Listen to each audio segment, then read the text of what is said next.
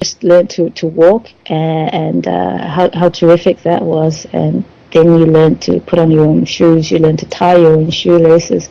And remember those people in your lives that were very important, mainly your mother and your father. Okay, so the parents sort of, how when little Johnny learns how to tie his shoelaces for the first time.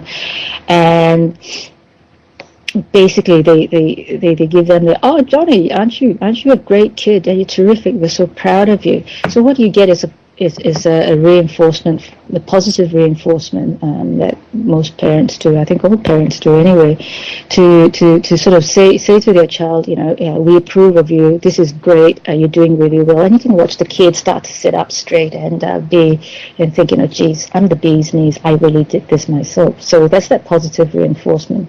Oh, very good. Now, conversely, sometimes do you remember the first time you did something that your parents didn't approve of and they got upset? The parents will use the same sort of strategy, but in reverse. So it's disapproval.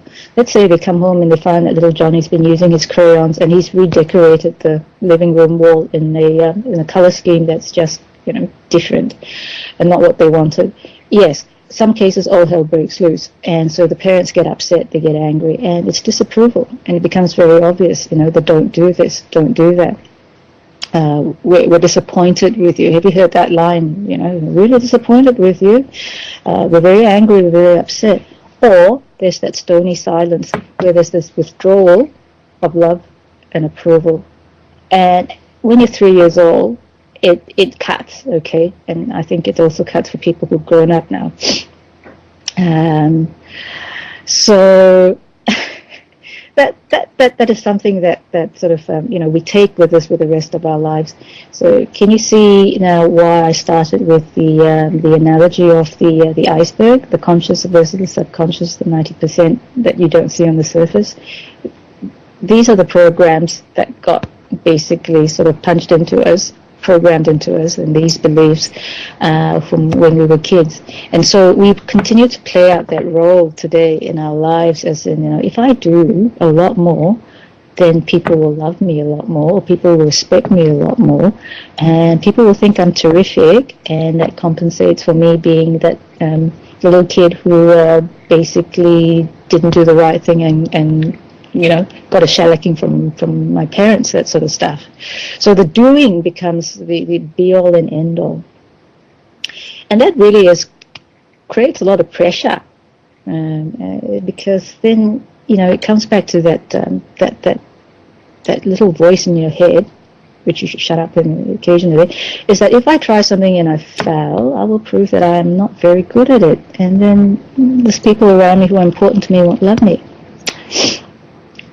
And conversely, if I do something good and it works and I can pull it off, people will love me even more.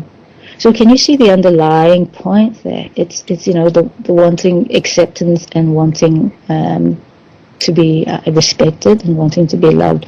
But these are still externals. They're not you, okay? So remember the doing and the being bit, how we spend an inordinate amount of our time and energy doing.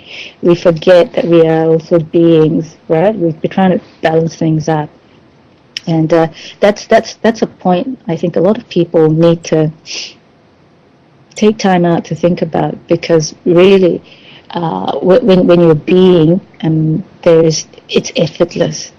And it is also the self-acceptance, warts and all, you are who you are.